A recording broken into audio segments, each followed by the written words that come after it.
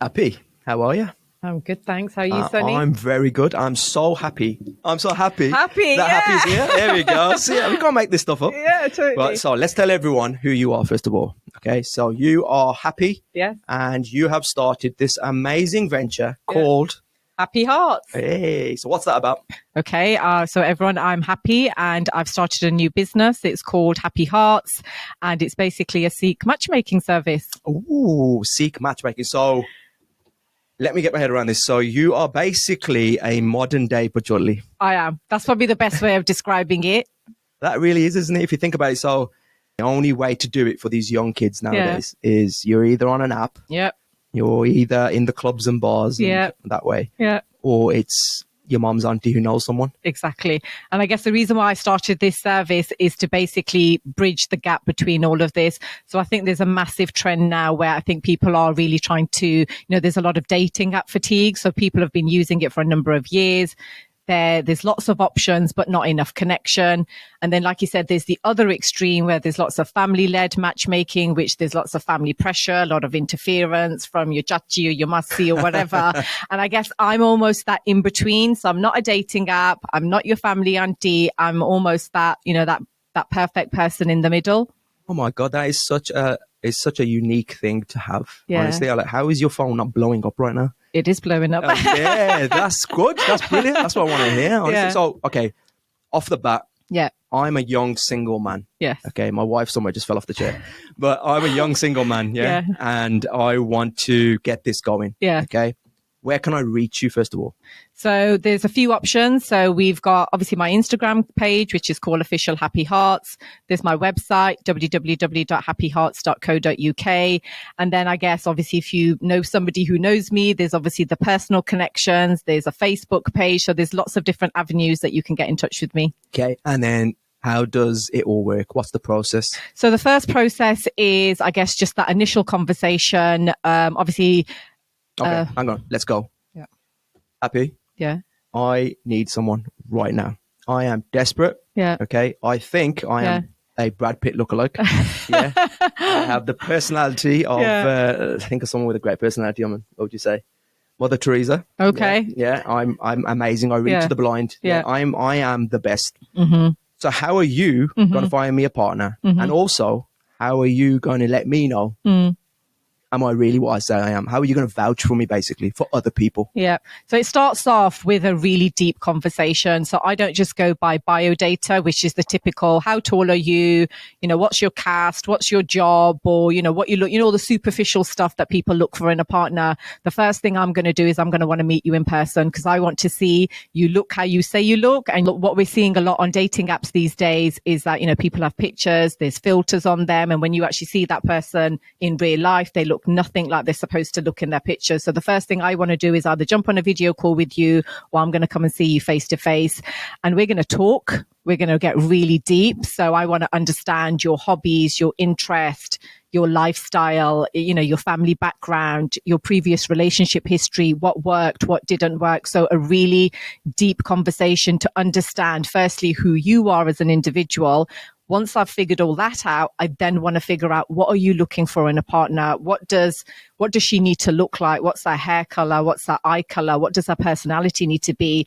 Do you want a girl who speaks Punjabi or are you okay with somebody who doesn't? Body shape, height, literally we go into a lot of detail. Oh my God, it's like the filter button. Yeah. I know. It's like exactly that. Yeah, so I'm notorious. What I do is when I'm shopping, first thing I do is I go to the sort and lowest to highest. Oh, okay. What's the lowest price, first of all? Yeah. So have you ever found yourself in not just becoming a matchmaker, but you're also kind of a little bit like a therapist? Oh, totally. Really? Not just to, I guess, my clients. Obviously, they're always picking my brains. Obviously, once I've done their profile and I've spoken to them, I guess they don't just use matchmaking. A lot of them do still stay on the dating apps, and that's absolutely fine. I never encourage anyone to restrict, other avenues where they could find a partner. And they will pick my brains. I'm talking to this guy, or, I've just had this message. What do you think? think, is this a red flag? Is this a green flag? Interestingly, I think I play more of a therapist to the married people. Oh, really? I think once people find out you're a matchmaker, I guess it kind of opens up that avenue of all things relationship. What doesn't, what works, what doesn't work. Obviously, I find it fascinating because I love talking to even married people. How did you meet? Yeah. What do you think works in a relationship? So I guess, all of these conversations, it's all research for me and getting into the psychology of what makes a relationship work. Because, as a matchmaker, I'm not claiming to be an expert in relationships, but I do like to understand what makes people tick. Oh, that's amazing. Have you watched, throughout that, have you watched My Sweet Bobby, I think it's called? Yes, I did. Oh my! That was scary. You could have solved her whole situation. That could have been just so avoided had she just contacted you. It would have just been red flag. Isn't it? I mean, come on. I mean, you must have watched that from a different perspective. I did. You know what I mean? And is that common? Like that kind of like so much trust in something over social media and not ever like meeting up? I think that was really extreme. Yeah, of course, I think obviously we've had lots of stories of, catfishing and, ghosting and, people not turning up, even I think the simplest example is, like I said, somebody's got a filter on their profile picture. You see them in real life and you can't even recognize them because they look completely different. So I do think there's a lot of mistrust. I do think that Bobby example was probably at the high end. None of my clients have kind of outlined that to me, but I think the worst thing I've had is he or she looked completely different in real life. That's crazy. I've never ever screamed at the TV more than that program. I think we were all screaming, to be honest. So shocking, but like I'm really bad because I feel sorry for people so quickly. Yeah. And like my wife, she's tougher. Yeah. And she will always say to me, she's like, no, look, she should have known. She should have done this. Should have seen that. Yeah. I'm like, I don't know. That I felt so sorry for her. Like, don't get me wrong. Too. After a while, come on. Go and meet the guy, find him. Do you know what I mean? Yeah, I think, do you know what? When, as a third party, when you're hearing these stories, we all like to think we would do the right thing in a moment. It's even not just in relationships, even like you see, horror film. I know there's a guy at the, at the bottom of the stairs, you're upstairs, in our head it's, I would do this, that and the other. But when you're in that moment, it's not always the case, is it? Do you believe in ghosts? I've never seen one, but I think I believe in them. Yeah. You think you believe in it? See, I'm notorious for not believing anything. Okay. I'm like I say it all the time, the black sheep of the family. If I don't see it, if I can't touch it, I don't believe in it. Okay. Not to say I disrespect anything. Yeah. Like if they're there, they might be. But in my mind, I'll say that to other people. Well, I truly believe that there's no such thing. Yeah. And I act a bit macho about it. Okay. Like if it's dark and like there's a noise, I'll be like, I'll go check it out because I don't believe in it. One of those guys. So I'm like, a little bit hero. Mr. Hero. So I have a real life ghost story though. Oh, yeah. So how, if you've got one, how can you not believe in them? You'll see. So my sister at the time was still living at home and we'd just gone to sleep and I felt someone walk past my bed fully, not like someone drunk, bumped into my bed and walked past it. And I was like, someone in a rush just sprinted past. And I was like, that went right. So I quickly jumped out of bed and because I thought it was my sister and I called her. And no voice back. And I'm standing on the landing now. Okay. I'm in just my boxers. Okay. I'm just standing like this. Exposed. It's July. The last thing I want to do is have a fight right now. Yeah. But I was just like, that weren't right. Like it must take a lot for me to have to get onto the landing, in the middle of the night. I was like, I know someone was here. Yeah.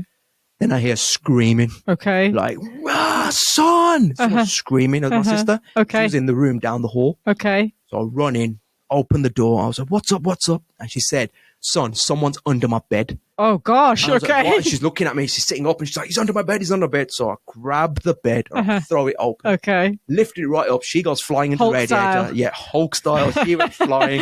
And I don't know what my plan was. Once I've lifted the bed, I'm fully exposed as it is. And I was just like, like, where are you? And there's no one there. Okay. With all this commotion, my dad comes following up.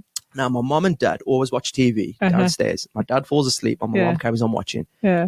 Now, on the wall, we used to have like decoration swords, like your wedding sword or whatever. Okay, yeah. Okay. Old school. My dad comes up, okay. And first of all, it's a massive sword. It's not practical at all. Yeah. Okay. You need open space to wield this sword.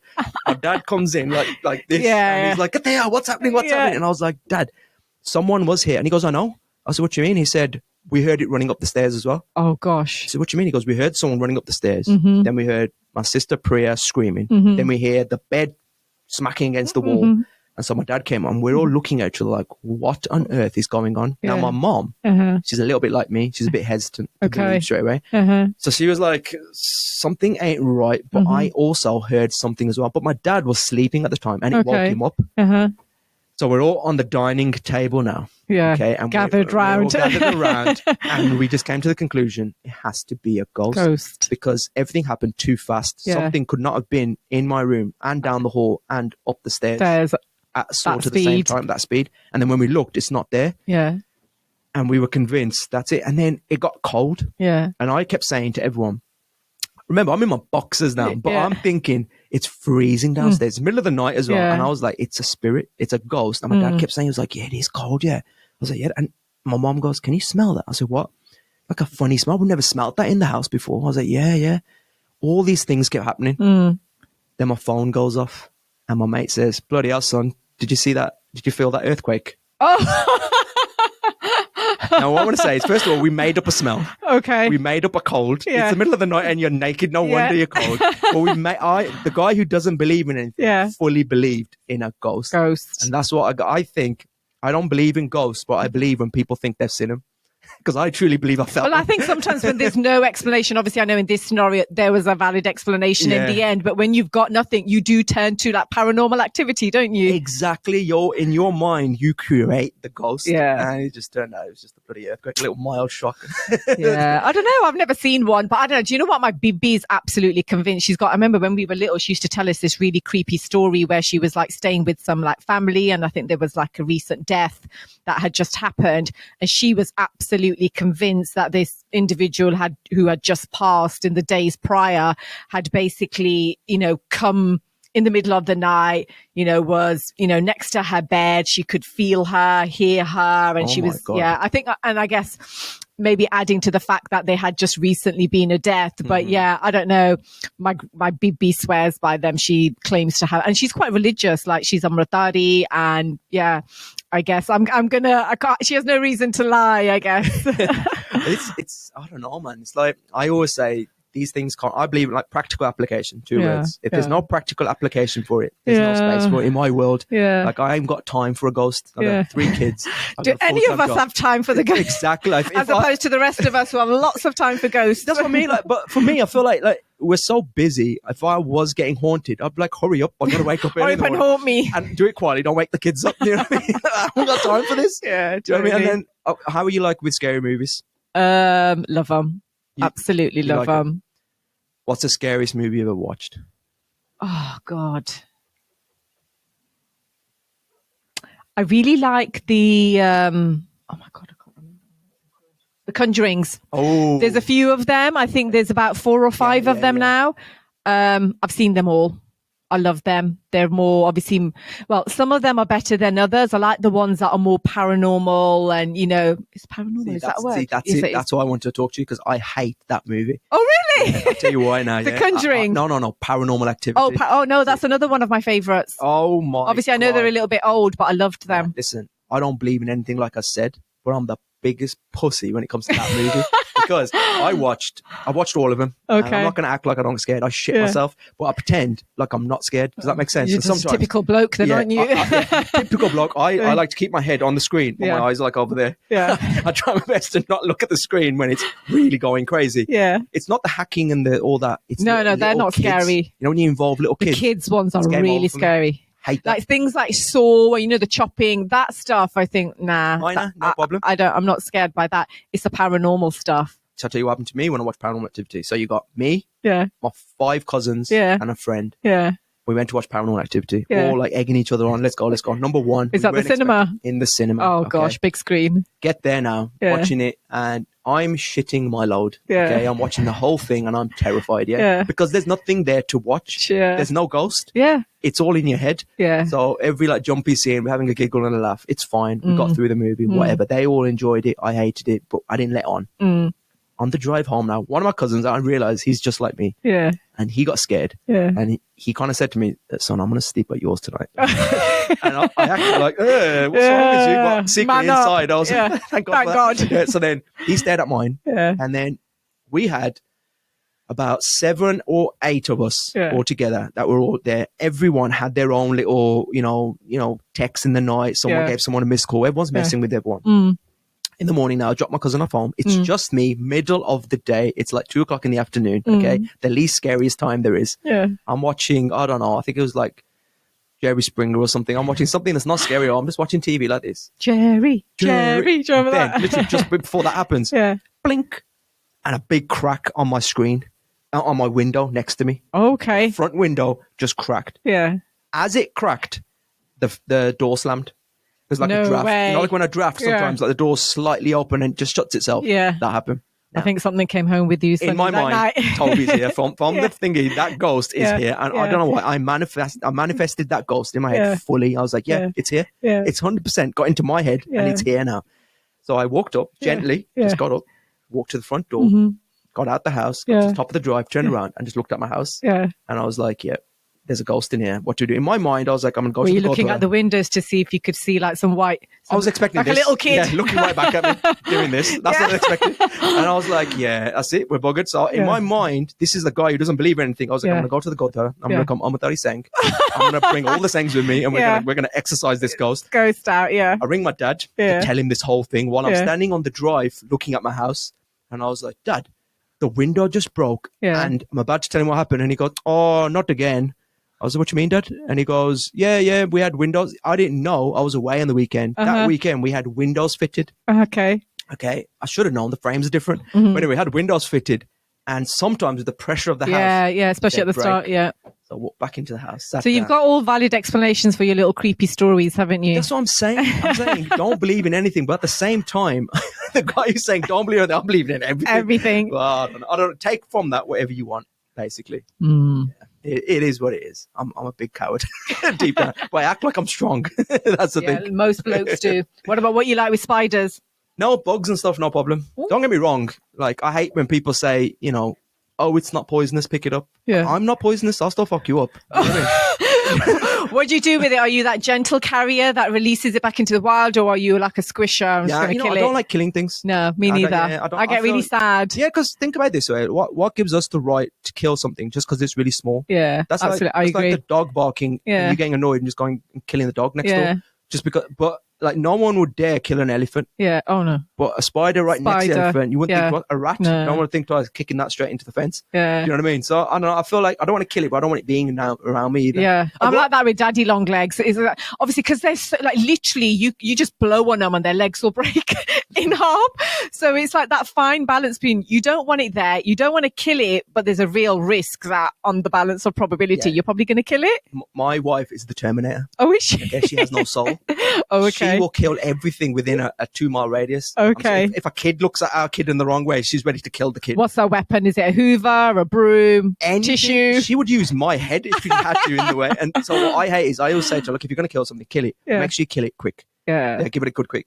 She'll hit her daddy long leg. She'll pick up the remote, throw it straight at the wall, hit it, and then it's like dragging itself across the wall. And I'm like, please finish off the job. Oh, no. It's suffering. That's awful. I hate that. Yeah, like you said, quick kill or just set it out into the wild. Exactly. It's just cruel, man, otherwise. Yeah. So I was going to ask you as well, the younger generation compared to our time. Yeah. Are they looking for something different? Yeah, there's a massive shift. I think previously, the two things that you probably used to stand out back in the days was your job title, your caste, and what you look like physically. So I'm really glad that, the new generation, they are totally changing the narrative. They are looking, more at character, values, emotional intelligence, whether someone's a good communicator. However, they want all of that stuff plus all the old stuff, as in, yes, I want all of this emotional stuff, but I still want a hot guy or a hot girl. Wow. That's fair, to be honest. Yeah. I think, so there is hope for the new generation as well. Yeah, absolutely. Because, obviously everything is so cast. Come on, what are we doing, man? I know. Do you know what I mean? So you got that and you got so many other things that you don't really need to be involved in, but it's still prevalent. It is. It's still a big deal. And I think that's where I come in, because I do challenge that thinking. So it's not just me, writing down a list of requirements, then going out to find it. It's actually understanding. So if someone does say caste is important to them, I'll actually say, okay, but why? Why is it important? What's the difference between this caste and that caste? Most of the time they can't articulate it, and it is a family thing. And then once we get into that conversation, they then start saying, actually, yeah, I get what you mean. Maybe it isn't so important. And then other things, you still get that old school vibe of, oh, he or she needs to have a degree.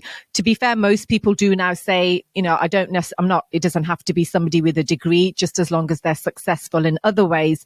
But again, you do still get people to say, oh, he or she needs to have a degree because I've got one. But then I always say, okay, but what if, say if it's a girl who says, I'm a pharmacist and, professional, the guy needs to have a degree. I will challenge that and say, but why? What if I've got a guy on my database who hasn't gone to university, but is a multimillionaire, and he's gone straight into property development or has his own business?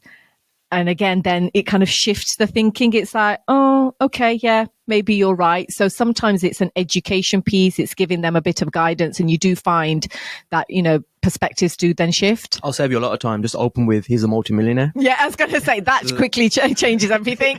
Don't worry about the degree. Don't worry about anything. Yes. Deal. Sign. Tell me where. Job done. So how long have you been doing this for as well, actually? So I guess Happy Hearts only started in the last couple of months. But to be honest, I've been doing matchmaking. To be honest, I don't even know the exact point it started. I'd say probably 10 years ago. So I started off doing it informally, just, your own network, family, friends, doing that whole bajoli thing. And then somehow, I think just organically, I just kind of got pulled into lots of WhatsApp groups. I lost count of how many matrimonial, WhatsApp chats that I was in, just passing like details. Obviously, I was plugging my network, other people were plugging their networks. Don't get me wrong. People had really good intentions and, there were some successes using that. But I'm not going to lie. I think recently I got to a point where it started to make me feel really uncomfortable because I had, hundreds of pictures of all these individuals on my phone and they had no idea. So it's that whole, data piece, the privacy piece, and pictures were getting passed, left, right and center between me and other auntia. And then I guess even just talking to the youngsters, these are people who don't want to be on dating apps, but then their pictures are getting passed around on people's phones. So even just talking to my own friends and family, I was like, do you realize that your picture, if it's been sent to a girl, she may then pass it on to her girlfriend to say, oh, what do you think of this guy? Someone's, introduced me. And you could end up on so many WhatsApp group chats, just from, having your details passed around. That's terrifying. Oh, yeah, no, absolutely.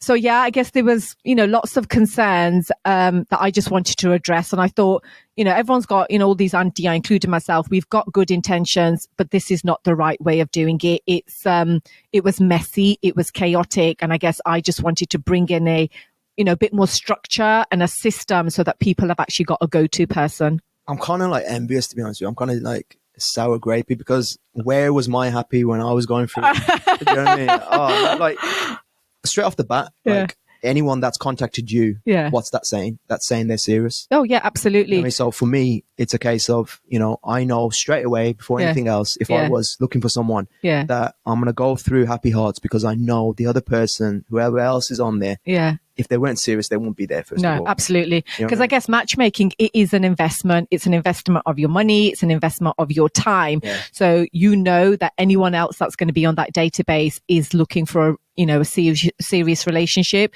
I'm not happy hookups.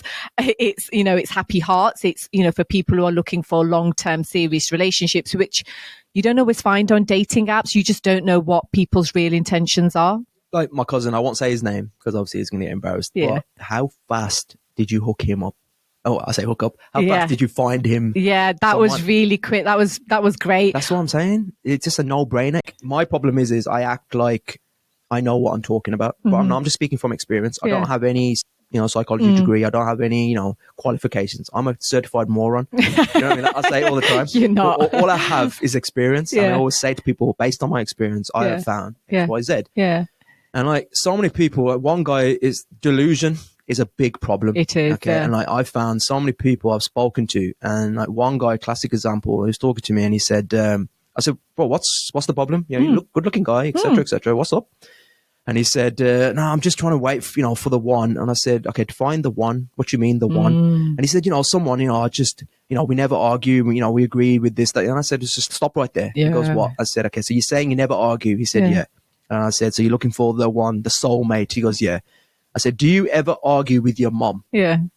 And he just looked at me and he said, yeah, all the time. Yeah. And I said, well, that was the one woman that gave birth to you. You know what I mean? There's no other woman that's ever going to be closer to you biologically than your mother. And you don't get on with her. So what makes you think there's another woman out there that you're going to always get on with? Absolutely. Doesn't make any sense to me. And this is going to sound really strange coming from a matchmaker, but I'll be honest, Sunny, I actually don't believe in happily ever after. What I do believe in is what I describe as seasons. You'll know, obviously you're married, for a number of years. Life is, the highs and lows. So I always encourage all my clients, don't look for somebody, how, what their job title is, here and now, or what they look like here and now, or, what their personality is like here and now. Because reality is, as humans, we change. I ask myself, am I the person, exactly the same person that I was even this time last year?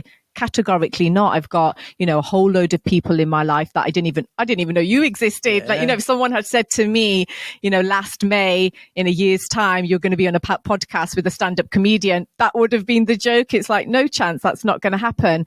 But yeah, so, people's personality change in relationships. You go through so many losses, job losses, miscarriage if you're having children, death of a parent. It changes people. So what I encourage people to look for is actually, has that individual got flexibility? Can they heal, from any, major life changes? Are they adaptable? So don't just focus on what they look like and present themselves as like here and now. Oh, preach it. That is so true. I've always said, like, to my cousins, to my friends and everyone, is if you're not arguing, you're not trying. No, yeah. Get those arguments in. That's it. I mean, it's not arguing. It's collaborating. What's it called? Calibrating. Yeah. You know what I mean? You're trying to adjust. You're trying to find that middle ground. Yeah. And it's just so people in such delusion thinking that there's someone out there for them that's going to be just perfect. Yeah. You know what I mean? And a lot of people, the problem is up in it Asians. We've watched one too many Bollywood movies. We have. Kuch hota hai ruined everybody. You know what I mean? So we're thinking our Simran is out there somewhere. Yeah. Do you know what I mean? What we don't realize is that is all in the movies. It is. It's not real life. It's absolutely not real life. And I guess not just from the personality perspective. We were talking earlier, about physical appearance. I think you asked me the question about have people moved away from it. I think they have to some degree. Like I said, they do place more focus on all this emotional stuff, but I do still get some of those delusional requests. Like, for example, every girl wants a 6 foot guy. That's the first thing they say. Oh, I want a guy who's 6 foot plus. In some cases, I get it. If you're a woman who's, 5'10", I get it physically. You want to wear heels. You want to stand next to a guy who is, above 6 foot. So, you look like a nice Geordie, like standing next to each other. What I don't always get is perhaps a girl who's 5'1", 5'2", who says, I want a 6 foot guy. And again, I have to challenge that thinking. So my first thing is, okay, do you actually know that the average height of an Appana banda is probably in the range of 5'9", 5'10"? So what you're actually asking for might not actually be out there. I'm sure there's, lots of 6 foot guys out there. If you are, get in touch. There's a lot of demand for the 6 foot guys. Every guy who's tall right now. Yeah, exactly. But again, you have to challenge that thinking. It's like, well, realistically, the 6 foot guy will probably want a girl who's tall. So, but it's how do you deliver that message without offending somebody? And then I guess even the guys. So the guys delusionally are, I'll be honest, they're pretty obsessed with, say, the shape of a woman. Most guys want, not all of them, I guess I'm generalizing to some degree. What I'm hearing is, I want a slim girl about size 8 or 10. And again, it's challenging that thinking, especially when, they've, put on a few pounds themselves. And again, how do you deliver that message? It's like, well, how often do you go to the gym? Why do you want somebody who's a size 8 or 10? What about if I find you a, lovely girl who's a size 14 or 16? And again, some of them do say, oh, well, actually, maybe I would consider it, but there is that immediate still, that superficial, what do they look like? And like I said, the girls are obsessed with height and the guys are obsessed with body shape. Good for you. I like that you challenge that as well. Because obviously when you ask for something, when you're on these dating apps, you fill out a little whatever questionnaire thing and it's going to find you only what you've asked for. Yeah. And it's never going to challenge you back. And you don't know, people that you could have been great with have just gone. Yeah. And so at least you're that way. You're challenging them and making them, not even challenging is a strong word. I would say you're giving them an alternative option, another way of thinking. Do you know what I mean? So that's good. That's good as well. I mean, have you ever come across someone that was adamant and they said, no, this is what I want. Go find me this. Oh, yeah, absolutely. And I guess at the end of the day, I've got to respect that. Obviously, if they're asking for something that I physically can't find, then, I will be honest with them. I'm not going to say to them, oh, I'll promise you something and then I won't deliver. If after talking to them, I can see I'm not going to find this person, I will say, thank you, but unfortunately, I don't think I'm going to be able to find you someone. If on the other hand, I think there probably is somebody out there, but it's going to just take me a bit of time, then I have to then manage that expectation, because I think that's another thing that is, a big challenge for me, managing expectations in terms of timelines, especially dating apps. People are so used to fast results, and not even just dating apps, anything in life, you want a takeout, there's Just Eat, there's all the, you want to watch a movie, we've got Netflix. So we are in this instant gratification world. Matchmaking doesn't work like that. Especially when it's done right, it does take time. It does take patience, because I guess I'm not about, just delivering, quantity. It is about quality individuals. But yeah, I do get clients who are, stick to their guns, and I've got to respect that. Yeah, you've got to do that. Well, you can to a certain degree push it as much as you can push it. Yeah, exactly. It's like that caste thing. Yeah. I can try and educate, and try and give them a different perspective. But if after that conversation it's no, but I still want somebody within my in the same caste, I'm certainly not going to say, well, I'm not going to work with you because, you didn't come along, the same thinking as me. You've got to respect people's wishes at the end of the day. Have you considered people that come from India or Canada, like cross? Because obviously you can't meet those people. Have you, if someone says I wouldn't mind marrying a girl from India. Yeah. Is that something you would look into trying to hook them up? To be honest, I have actually had lots of requests on Instagram, from, in fact, people from India. But I guess my focus at the moment is, people based in the UK, because exactly for that reason, I wouldn't be able to meet them. So obviously you can't really vouch for them. Yeah. So obviously that's going to be a limitation. And from what you've told me, everything that you do is so heavily vouched. It is. It's such a safe way to do everything. Exactly. And I think for me, safety and credibility is number one. Okay. I've gone through Happy Hearts now. Yeah. And I want to continue with the next step. You found me someone. Yeah. I think we're compatible, etc., etc. We've done the community. So you let them speak freely over the phone and everything. Yeah, so obviously once I found a match and they're both happy with the match, I will then do an introduction, normally through WhatsApp and email, whatever people are comfortable with. But then once the introduction's done, obviously I'll encourage them to make contact fairly quickly, because that's another thing in that, in the old kind of network that I was in, once numbers were exchanged, no one knew who was contacting who first. Obviously the girls had the expectation, oh, it's a guy, he should contact me first. But obviously, guys are quite modern these days. It's like, it's, equal status these days. She can contact me first. So I've kind of taken that worry out.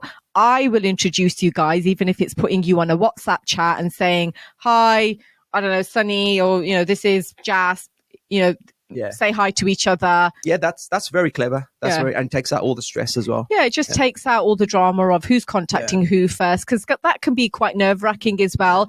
Sometimes that, should I, as soon as you've got the number, should I contact them straight away? Should I, I want to act cool. Should I leave it a couple of days? It's like, no, no one needs to act cool. Here's the introduction. On you guys go on your way. So I've been traumatized by Pachole, I'll be honest with you. Really? Oh, man. You guys are so lucky, you young guys. I went to India. Okay. I was 21 years old. Yeah. Okay. My mom and dad are so cool. Yeah. They never, ever do anything like, oh, we're going to make you get married. Nothing like that. Yeah. But my dad started to hint a little bit. Like his dad started putting pressure on him a little bit. And he was like, so he's coming to India to visit us. Yeah. And the watch manager ask him, what's he saying? Yeah. So my dad's on such a level. Yeah. And that he's too much on a level. Yeah. Like sometimes I need him to be a dad, where he's not my friend. Yeah. My dad's going, we're walking through a bazaar and there's like a couple of girls just on the side just drinking juice. Okay. And he kind of like picks his eyebrows up and he goes, and I was like, I'm pretending I can't see my dad. No, I'm just like, I don't know what dad's being weird here. Yeah. And then he says again, he said, what do you think? Yeah. I was like, what do you mean? What do I think? I was like, I'm going to tell mom. and he's like, no, I'm just saying, do you think it's time? Declan, do you think it's time now? I was like, what, with the girls over there in the juice? And he goes, no, in general. Yeah. I was like, okay, I see how you're trying to approach this, Dad. I see what you're trying to say. So I said, no, I know, I'm not really fussed, Dad. I said, when it happens, it happens. Yeah. Then he said, I know a guy here, okay, we've known him for years, etc., and they want you to come and meet their niece. Okay. And I said, Dad, did you set this up? And he said, no. Yeah. Your papa did. Okay. I said, okay. And he said, and I don't want to disappoint your papa, so you're doing this for me, really. Okay. Just do me the favor. Just do it. And I was like, okay, but Dad, I don't want to hurt a poor girl either. Do you know what I mean? Like, she might be really looking forward to this. She might look at you and just fall in love with you. Of course she might. Dad, have you seen what we're working with here? No, but I was like, Dad, this is a bit cruel. Like, me and you were kind of like, yeah, let's just do it just for papa's sake. Yeah. This is a girl's life on the line. Yeah. And is on the line marrying me. Yeah. And then he was like, no, I know what you're saying, but you never know. He made a great point. He goes, you never know. You might like her. Yeah. I was like, okay, well, let's have a look-see. No problem. I said, when do you want to do this? Yeah. And he goes, they'll let us know. Okay. So I go home now. Yeah. We're in the Goti. As you do, you're in the Goti. You're not making an effort for nothing. First of all, no one wears shoes or socks. You're wearing your chopala. And I'm wearing a normal T-shirt. It's got a doll stain and everything. Yeah. Honestly. So anyway, then randomly, my dad shows up. He's been out somewhere with Papa. Shows up, and they got a lot of mitta. Okay. And I'm looking. Where are you guys going? And they go, we're gonna pop out now. Okay. Let's all go. Come on, everyone in the car. So we all got in the car now. And my sister and my mom said, I think we're gonna go see that girl. It seems like we are. Oh wow. Like, no, why would you say that? Yeah. And my mom goes, because your dad's making a bit of an effort with his like kurta and stuff. Yeah, he's all dressed up. well, why is he making an effort? It should be me making an effort. And we go, oh, it's just right. So then we pull up outside the restaurant and my dad goes, so we're going to go see the girl. I said, Dad, I've got dal stains on my top. Yeah. I'm wearing shorts and I've got chapel on. You didn't tell me we were going to do this. And he said, yeah, but don't worry. He goes, they said they want to do it right now. We knew we didn't have time. We knew you're going to take ages getting ready. So we just did it. Spontaneous. Like, that's great, Dad. Thank you very much. My confidence right now is at all-time low. Walk in. Yeah. And every single person that's related to that girl is in that restaurant. Oh, God. No way. They brought reinforcements. Everyone. I'm sure there was a cat there as well. Okay. So we walk in and the parents are hugging as if it's already a yes. Yeah. Okay. They're all like, oh, hello, yeah. And no one's introduced me to the girl. Yeah. Now the girl is sitting on a table with a load of other girls. Okay. Okay. Have you ever watched Friends? Oh, yeah. I love it. You know that episode where Chandler sleeps with kisses Joey's sister and he doesn't know which one it is. That happened to me. Oh my god. They're all it's all a blur. And I have a thing where I don't try my if your family's around or whatever, I try my best to not stare at you. Yeah. Like I'm married to my wife with 3 kids. Yeah. But even now, when we're going through an occasion, I'm not just there gawping at my wife, you know what I mean? Because her brother's right there and her dad's there. Yeah. It's one of those, a weird thing. Yeah. So I know they're there and there's like heat coming from that table and they're just all looking at you. Like, why is he wearing what he's wearing? That's what I feel like. And then my mom and my sister are pissing themselves laughing, okay? My dad's just giving me the old pat on the back, like, don't worry, just sit there. There's an empty table ready waiting for us. It's such a setup. Oh, God. So I sit down now. And the driver, their driver and our driver also join up and they're sitting next to us on a table. So everyone's linking up with their counterparts. Everybody is like, it's like a chess game. Everyone's like, I'm versus you, you're versus me. So I sit down and then I turn to the left to look at the girls and I'm thinking one of them surely is going to get up and sit here. All of them get up and sit on the table. And you still don't know which one it is. Then I just go, and I realised at that moment, I can't flirt in Punjabi. Have a think about it. Do you know how hard it is to flirt in Punjabi? I don't even know what words you would use. Think about it now because I've been brought up speaking polite Punjabi. Yeah. I speak in Punjabi, like you don't say tu, Yeah. you say tusi. Tusi, yeah. You don't say tenu, Yeah. you say twanu. Yeah. Yeah. But that's because you speak to your elders that way. Yeah. Now, I only know that Punjabi. Yeah. So I'm there now. And I'm like, tusi sare jane theek hai? What else to say? And they're like, hanji, like this. Yeah. And I still don't know who the girl is. Yeah. Still don't know. Then I kind of realized because they're all kind of looking at one girl. Yeah, to see her reaction must probably. Be her. Yeah. This is as far as my dignity allowed me to go in terms of flirting. Yeah. I said, what did he say? That's what I fucking opened. That's something what you ask an old lady. I'm very well mannered in Punjabi, and it turns out I suck at flirting. Yeah. I'm asking her how her health is, and then she's like, she looked at me, she goes, "Oh, Tika," like this, and the others it's all like, you're giggling. And I'm like, this is, I'm dying. Love this. Yeah. Then I hear right at the back of the restaurant, my sister in English says to my mom, he asked her how her health is. And I was like, oh, thanks, yeah. Yeah. So cut forward a slow death. Yeah. Okay. I still didn't progress in any way. I'm asking stupid questions. Yeah. Now, I don't know what possessed me. Yeah. Is they were all looking very dry. Yeah. Very matte. Okay. And I am sweating buckets. Yeah. And then she said something. And I was like, oh my God. Why would I say that? I don't know. And I was like, then, you know, you have an outer body experience. Oh my God. I'm looking at myself and I want to take my chopper off and slap me with it. Yeah. I'm like, why are you asking if she perspires? What's wrong with you? You suck at this. You know what I mean? And then, check this. She goes to me. She goes, "Tusi karde ki hain?" Yeah. Valid question. That's a sensible question. Why couldn't you say that? Finally, one of us asking her a proper question. Yeah. I was like, yes, good question. At the time, I had a corner shop. Okay. A little paper shop, yeah. I fumbled again. Like, that's all I have to say to you. Just say. You're from India. Yeah, I'm not saying that's all they after. But all I had to say was, I've got my own business. Yeah. Very big shop. What did I say? Yeah. I said, main shorty ji dukaan rakhi hai. Hanji. Isi beans bech de hai. That's what I said. Beans. I said, isi beans bech de hai. Beans bahut bekde sade. I don't know why I kept talking about Why beans. did you pick beans? I don't know. I think, you know where my till was? Right in front. We used to have beans. Yeah. And that's all I could think about at the time. Okay. And she goes, beans? And I was like, does she know what beans were? Guess who did know beans were? Her driver. Oh, okay. So while I'm talking to her driver goes, itte bahut milde beans. And I look over, I was like, thanks. Thank you very much for that. Then my driver's telling him where you can get torka beans. Stop. And I was like, oh my God, I'm having a conversation with everybody and I'm ruining this. And that was my experience. Oh God. Of having it. So after that, I was like, thank you very much. And how do you say thank you, but no thank you? In Punjabi? As in like as in how do you let them know it's a no, but how do you to her directly or just generally to her family? Her family. So basically their dad. I'm assuming you would have just left that to your parents, seeing as they got you into this. That when you guess what my dad did? What? We've had the conversation. I've crashed and burned. Everybody witnessed my crashing and burning. Yeah. So I've kind of like dragged myself and I put my leg up. Yeah. And my chopper fell off. So I put my leg up, sitting like this. My just add to your pain. Now I'm looking at him, trying to like wobble my feet to get my chopper because I want to walk off, and I can't find my chopper. So I just in the end, put it on and walk off. Yeah. So it's just the most unsexiest thing you can imagine. Okay. So I walk off now, and my dad says randomly, "So what do you think?" Let's just get in the car and talk about it. Yeah, get the driver because he's getting too comfortable here. Yeah. Let's all go. And my dad goes, "No, they want to know." So I had to tell him there and then. I was like, Dad, we'll think about it. Let's have go a chat, home and have a chat. Goes, yeah, okay. Their side was adamant they want a reason. They were like, nahi, hun dasso. They were like, tell us dates. Oh, wow. Okay. I was like, you guys don't know anything about me other than I sell beans. Yeah. I want to know how much you sweat. That's all you know about me. And you said yes. What's wrong with you guys? Yeah. And that's how bad it was. That sounds very nightmarish. That's why don't go to India, man, ever by yourself.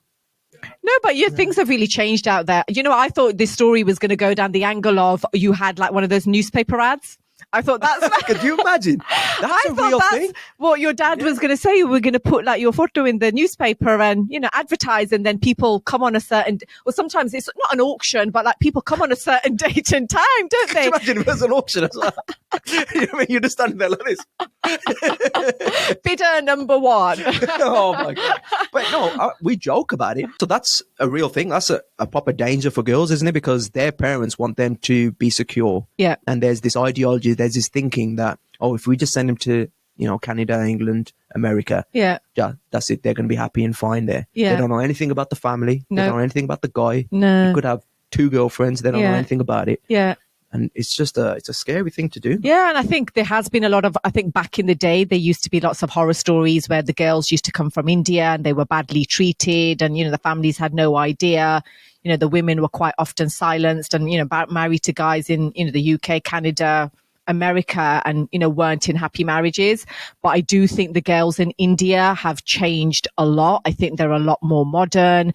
They're a lot more out there. It used to be back in the days, they're all walking around in suits. You go to India now, they just look like you and me, like all the youngsters out there. They're wearing English clothes. They're shopping in malls. They're buying all the brands that we wear.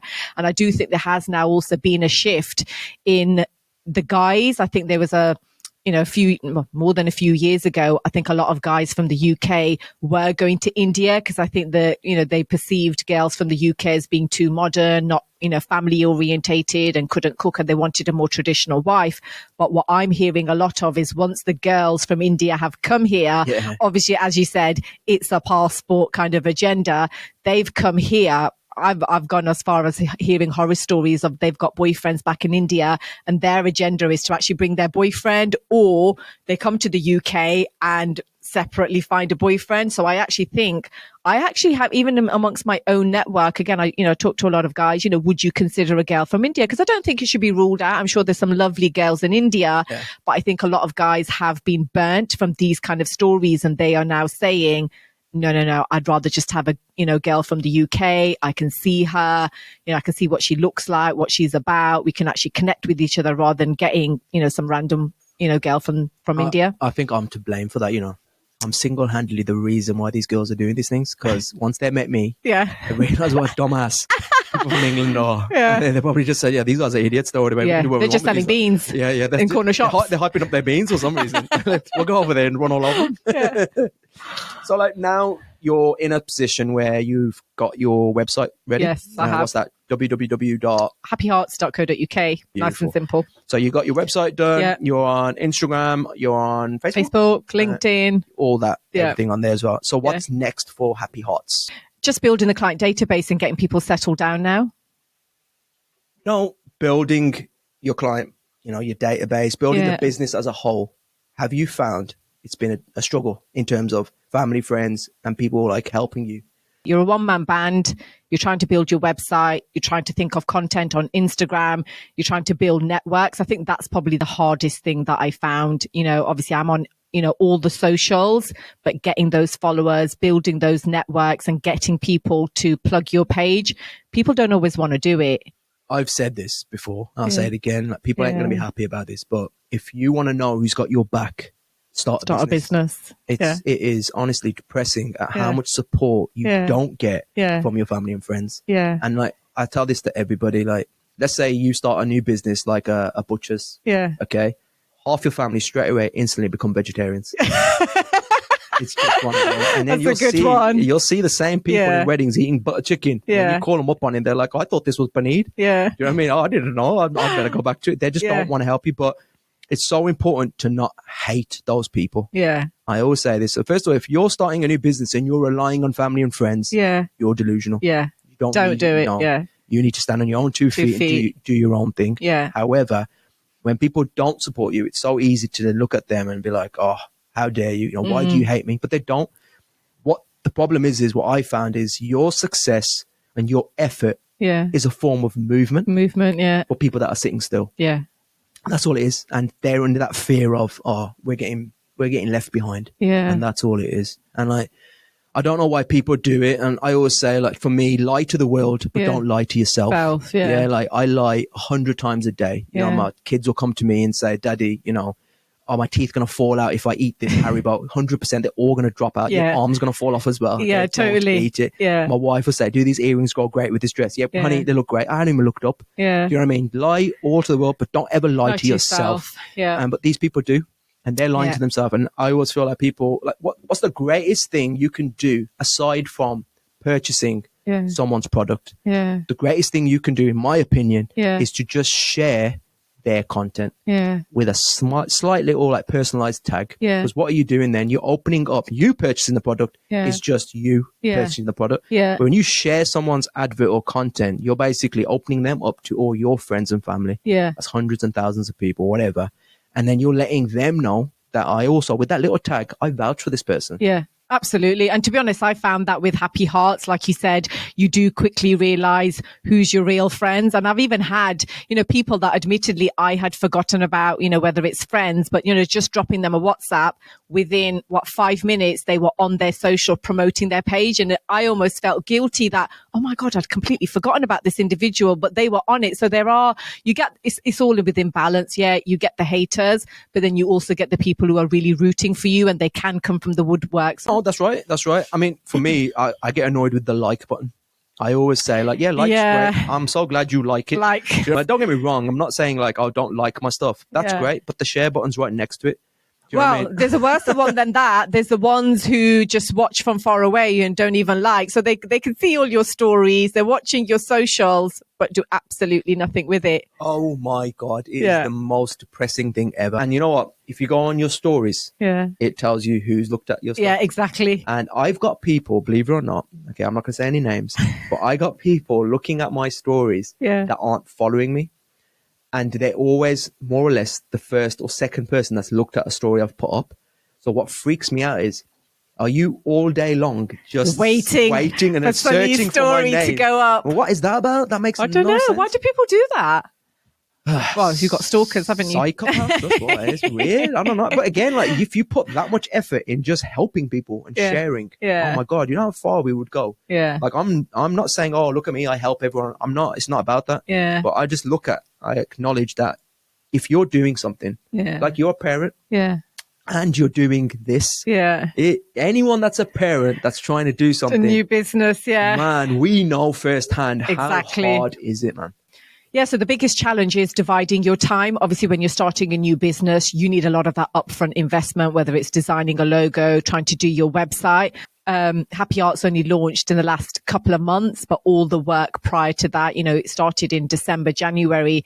It's been hard work. But at the same time, I think my kids have been my inspiration. They've actually been joining in and helping me. That's really good. I like that. You gotta channel it. So it's either stress or it's motivation. Yeah. Yeah. So which way are you going to look at it? Yeah. So my biggest problem as well, I'm so lucky. Like my kids, they kind of get it. Like I put my daughter's name on my business. Yeah, so on my chairs, I put that, and that helped me for her to understand what was going on. So she's always like, Daddy, are you going to work or are you going to my work? Oh, and I'm like, I'm going to your work. She acts like a CEO. And I'm like, I'm going to your work, babe. And she's like, oh, okay, that's fine. Go on, carry on. Yeah. Like, but now I've got so many things going on. She doesn't know which work I'm talking about. Yeah. So like, if I'm going out to do like a gig for stand up, she's like, Daddy, are you going to do that talking thing to make people laugh? The talking thing? Yeah, I'm going to do the talking thing. Okay. Now with this podcast going, she's like, Daddy, you can do the other talking thing. I'm like, yeah, I'm doing the other talking thing now. My kids are exactly the same. So my eldest, as soon as I pick her up from school, she's straight away, Mummy, what's happening with Happie Hearts? How many clients have contacted you today? What's going on? How can I help? My youngest, on the other hand, she asks questions, but lots of different questions. Hers is more, Mummy, how much money are you making? When are you going to become famous? Oh yeah, my youngest as well. She has so many unique questions. Like the other day, she asked me who the guest is. Okay. And I told her about yourself. Oh, and okay. I said, yeah, she helps people. She goes, oh, and then straight over her head, she didn't care. She goes, so when are you going to bring Spider-Man in? I was like, how do I tell you? Do I want to break your innocence first of all? I tell you Spider-Man's not real. I can't talk to him. Yeah. Or do I tell you I'll bring him one day and now you're going to keep expecting him? So you're going to have to get someone to dress up as Spider-Man and come in. That's what you're going to have to do. Amen. Yeah. Spider-Man. Yeah. So yeah, it's just one of those. It's again, with your kids, there's a fine balance. It's a fine balance of, I got to make it. So everything I'm doing now, the time that I'm sacrificing, I hope one day you see. It's for you guys. Yeah, I'm not going to lie. I've had many bad days where I just think, what am I doing? Just really struggling to just move things forward. But actually my kids have kind of come along and pushed me along and very much like, no, Mummy, you can do this. If anyone can do it, it's you. Yeah, I love that. That's so important as well. You've got to be, like you said, you're a one-man band. You're doing your website yourself. You're doing everything yourself. Yeah. But you also got to be a self-motivator as well. Exactly. You've got it. There's no time for giving up. So out of men and women, Who's the harder to work with? Men. Really? You didn't I know the think about it? I know the answer to that straight away. Men. Why is that? So what are the difficulties you're facing? So yeah, not just with relationships and matchmaking. I think men just generally don't like asking for help. I'll hold my hand up to that. I'll be honest with you. I could be lost, but I'll be confident. You'll never ask your wife for help, though, will you? Never. This is the way we need to go until we find out. Why do you guys do that? What do you think it means? Like if you just say, "Oh, I'm lost. Can you help me?" Yes, I agree. I am a moron. I told you this. I thought we established this. I'm terrible. I'm really bad for it. Like I generally get lost everywhere. Like this is Goldthorne. Yeah. Okay, it's a small estate. Yeah. I get lost in Goldthorne sometimes. I don't like to deviate away from where I'm the usual route. Yeah. And my wife, she'll always trying to find a shortcut. Yeah. And I always say to her, listen, we'll just get home a little bit later, but let's just go the way we know. Yeah. And she'll say, there's traffic here. Let's go this way. Let's see where it goes. Yeah. Who just sees where it goes? I said, where it'll go is me getting lost. That's where it'll go. So let's not do that. Yeah, exactly that. And you won't ask for help. And I think that's exactly the same with matchmaking. I think guys perhaps see matchmaking as asking for help. Maybe they don't feel they need their help. Maybe they see it as, being a little bit desperate. Sorry to interrupt you. Are guys as serious? Are they taking it as seriously as girls are?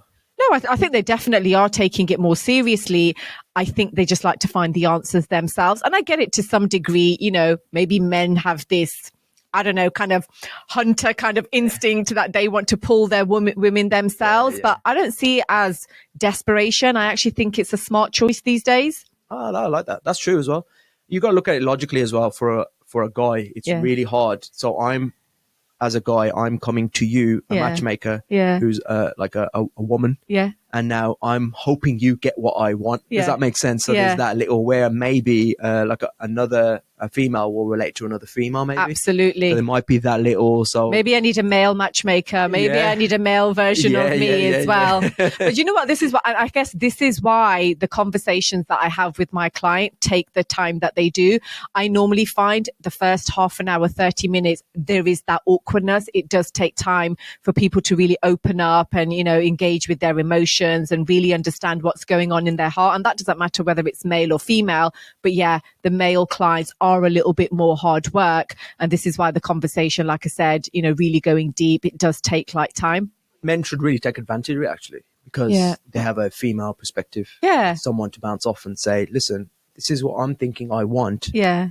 Is it appropriate? Or, is it something you think another, a woman... how would another woman perceive this? Absolutely. Yeah. Let's say I've been with someone that you've suggested. Yes. Okay. I've got to know them. And I like where things are going. What if I say to you, I like where things are going with Sonia. Yeah. Can you find me someone else? Like, I like where things are going with this. Yeah. Yeah. It's going okay. Yes. But I also want to see, is there someone better? Is that something you would do? I think the simple answer is no. Obviously, I'd want to understand, why you want these multiple choices, because then that is then going back to the dating app style, because you do hear that where, guys and girls are maybe talking to multiple people at the same time. That's not how I work.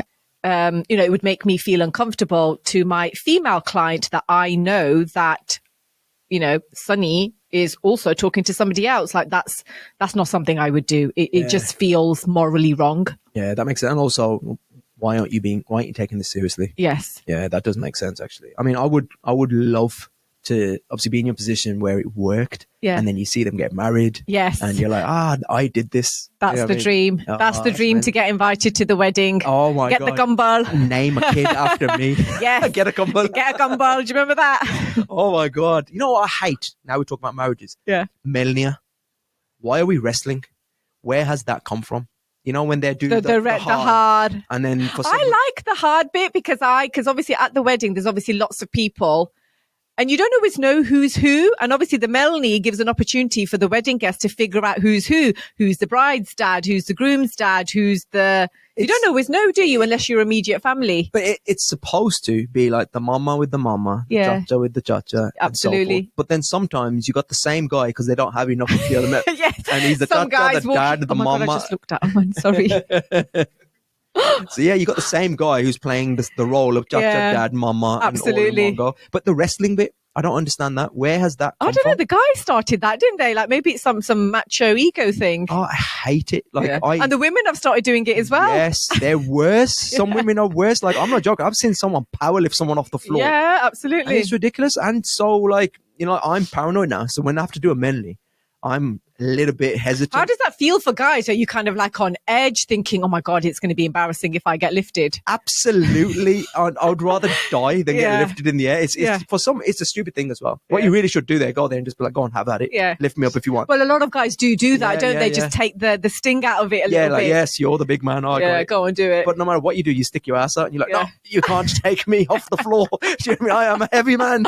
It doesn't make any sense. Yeah. Why are we even doing this? I know. Do you know what? It does actually feel inappropriate because a lot of the times, obviously, the melniya are done in the Gurdwara. I do find things like that do start getting, a little bit inappropriate. We are at the Gurdwara at the end of the day. Yeah. It is, kind of, it's supposed to be a respectful kind of environment, and people just start turning the melniya into a bit of a joke. Obviously, I know it's a bit of banter, but have a look at your location. I guess maybe if you're in a reception, maybe it feels more appropriate there. Yeah, we've run away with so many of these things. Like back in the day, they had a point and a purpose. Yes. And now it's a thing you got to tick off. We don't know what it's for. We don't know what it's about. Half of these traditions, we don't know what we're doing. The real value or the meaning behind it or where it's come from. And that's rich coming from a guy whose business on the side is Maiyan. In the wedding industry. Exactly. But again, a lot of people don't understand what is the purpose of the Maiyan ceremony. Yeah. Do you know what I mean? They don't get it. Yeah. And obviously I've made a business out of it. Yeah. And I'm hoping So why don't you tell us? You should be the expert in this. Tell us about Maiyan. The whole point of the Maiyan, honestly, I researched this is a cleansing ceremony. That's all it is. Back in the day, they never had your Nivea and your this and your that.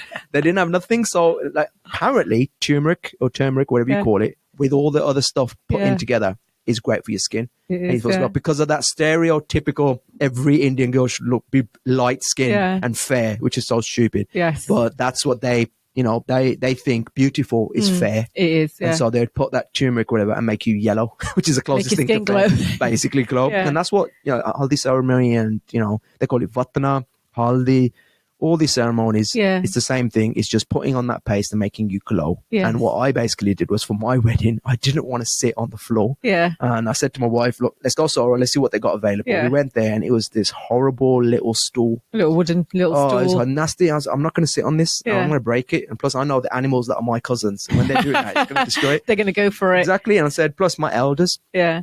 I don't want my gran and my nan standing there kneeling, wobbling, half falling off. Yes. And then I decided, I'm going to make a suite. So you've got a head chair and you've got two side chairs and they sit nicely. And all the cameramen always come up to you. Whenever I've done a job, they always say, oh, thank you so much. You've made the photo perfect. Exactly. So it helps that way. I got all the accessories and everything. And that's it really. I mean, don't get me wrong.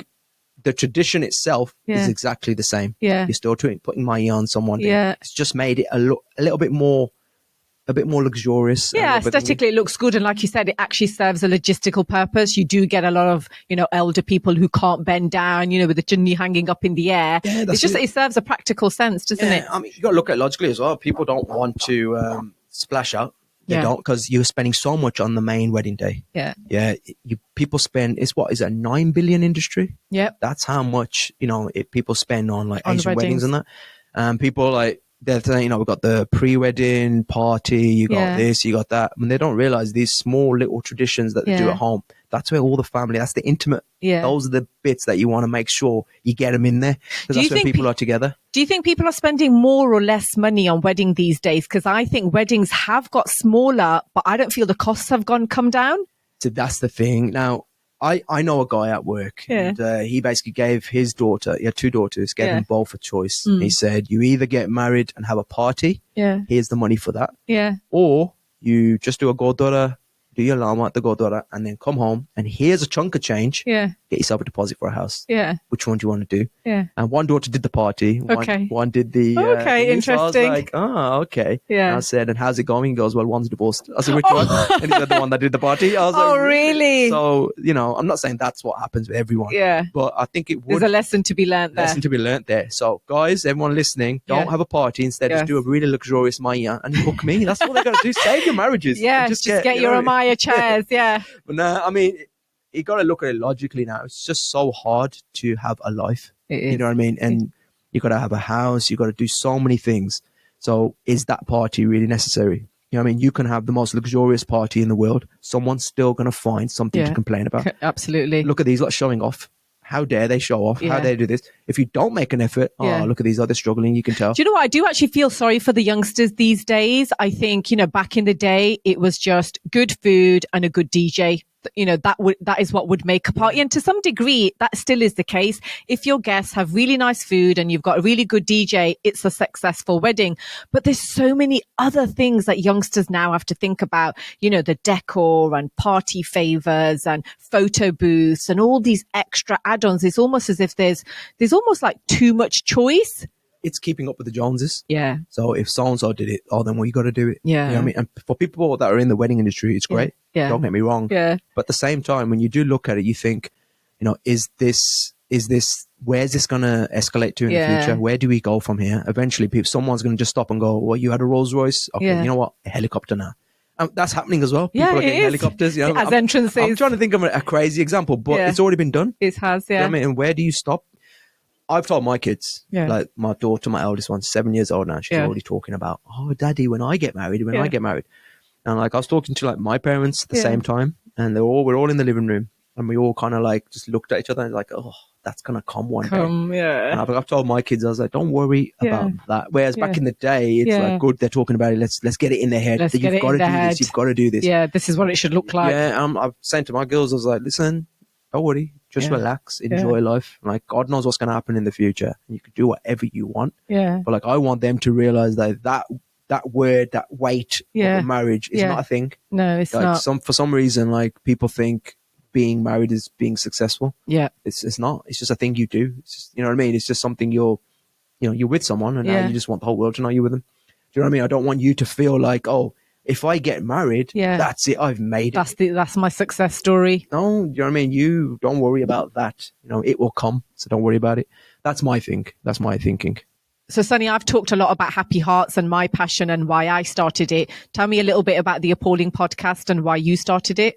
Well, talking about the COVID, that was basically my motivation. During that time, so many businesses struggled, and so many people that wanted to do things, and they had so many aspirations and dreams, and everything got halted. Yeah. So, like, my idea was, I'm going to have a podcast studio where I can speak to people and like give them a platform, because podcasts nowadays, when you look at them and you're watching them, it's like these mega huge celebrities, exactly, and people that are trying to make it, people that are trying to do something with their lives. No one's giving them an opportunity to come and speak and share your story. What are you doing? How are you getting on? What's your struggle? Like, I tell people, I'm the most successful guy that's never made it. Yeah. Do you know what I mean? Yeah, I like that. I'm in it. I'm trying. Yeah. I don't class myself as successful because I'm trying. Do you know what I mean? Like, everyone wants to hear from a winner. And I'm trying to tell you, I'm a guy who's failed so many times. So listen to that side of things as well. And I want to hear their stories. Plus, I'm very, very intrigued about everything. About just anyone's life story. Yeah, I want to know, what's this about? If you get me a physicist, I want to know, how does the world work? Yeah. Do you know what I mean? I'm hoping it's interesting so other people listen. Whether it's not or not, I want to know. Yeah. And like yourself, Happy Hearts, how amazing is it that you're doing something? Yeah. And it all comes down to what we said before. It's, if you're a bit of a hater and you're a little bit of why are you doing this and that, you ain't going to get this podcast. No. But if you're someone that wants to do something and you want to make it, I'm hoping this podcast will give you that little bit of motivation. Yeah, it's a platform, isn't it? A platform just to do something. And plus, I like to hear my own voice. So sometimes I'm just going to stand here and just talk. And tell me why you called it the Appauling Podcast. I called it the Appauling Podcast because the Amazing Podcast was taken. So, no, it's just a wordplay, self-deprecation. Like I always say, that is that the way you even say it? Whatever.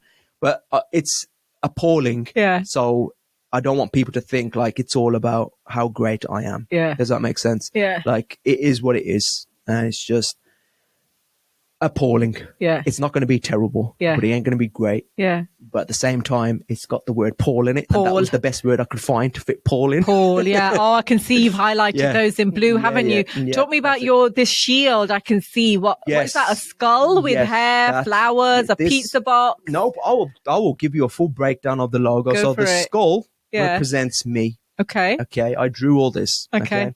And this skull is gold. And the reason I did the skull gold, in my moronic thinking was this can then be universal for everybody. Okay. Yeah, because it's gold. Then I realized, well, everyone's skull's white. I was going to say, do you think people have different color skulls? Yes. So I messed up there and I made it go for no reason at all. Okay. So there's one thing. The book says... You need a doctor on this podcast to tell you the anatomy of a human body. Yeah, I confuse skin for skull. You got the book that says cogito ergo sum. Yeah. That means I think, therefore I am. Okay. Do you know I what like that means? Yeah. And that means... Never heard of that. It's like a philosophy term. Okay. And it just sounds really great. I have no idea what it actually means. Just something that sounded great off the down there. Okay. Pizza, because pizza's amazing. It is, isn't it? You know what I mean? You can't go wrong with pizza. And it's hilarious. It's a round dish, eaten in triangles, served in a square box. Yeah. Have you seen, is it The Apprentice? There's been a new girl on there. She's done like curries on pizza.